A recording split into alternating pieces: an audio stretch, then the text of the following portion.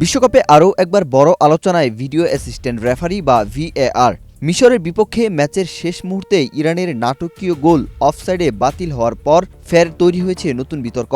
শনিবার সিয়াটল স্টেডিয়ামে ম্যাচের একদম শেষ মুহূর্তে ইরানের বাঁধ ভাঙা আনন্দ।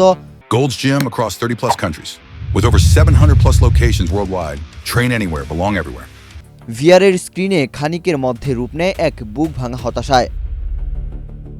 মিশরের বিপক্ষে ম্যাচের 93 মিনিটে সোজা খলিল জাদাহর করা সম্ভাব্য জয়সূচক গোলটি ভিআরে নাটকীয়ভাবে বাতিল হয়ে যায়। আর এই বিতর্কিত সিদ্ধান্তের ফলে ম্যাচটি 1-1 গোলে ড্র হয়। গোলটি বাতিল হওয়ায় কপাল পুড়েছে ইরানের।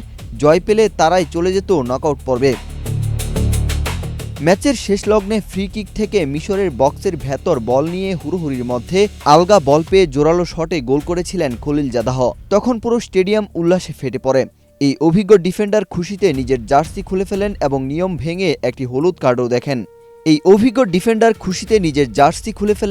নিয়ম ভেঙে একটি হলুদ কার্ডও দেখেন। তবে Polish referee Simon Marciniak VAR চেকের সংকেত দিলে নিমিষেই স্তব্ধ হয়ে যায় ইরানি শিবির। ফিফার নিয়ম অনুযায়ী সতীর্থের বল স্পর্শ করার প্রথম মুহূর্তটি দেখেই অফসাইডের সময় ঠিক করা হয়।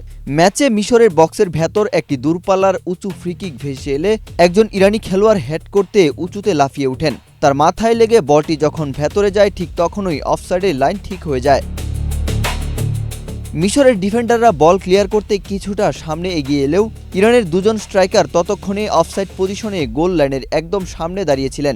নিয়ম অনুযায়ী অফসাইড পজিশনে থাকা খেলোয়াড়রা সরাসরি খেলায় জড়িয়ে পড়েন এবং গোল লাইনের সামনে এক হুলস্থুল পরিস্থিতি তৈরি করেন। এর ফলে মিশরের ডিফেন্ডাররা বলটি ক্লিয়ার করতে পারেনি।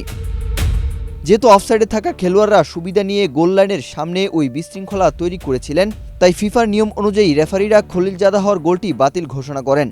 ভিআরের এই সূক্ষ্ম নিয়মের মারপ্যাচে গোলটি বাতিল হওয়ায় মাঠেই কান্নায় ভেঙে পড়েন। ওয়াহিদ হোসাইন জিহাদ, বাংলাদেশ প্রতিদিন।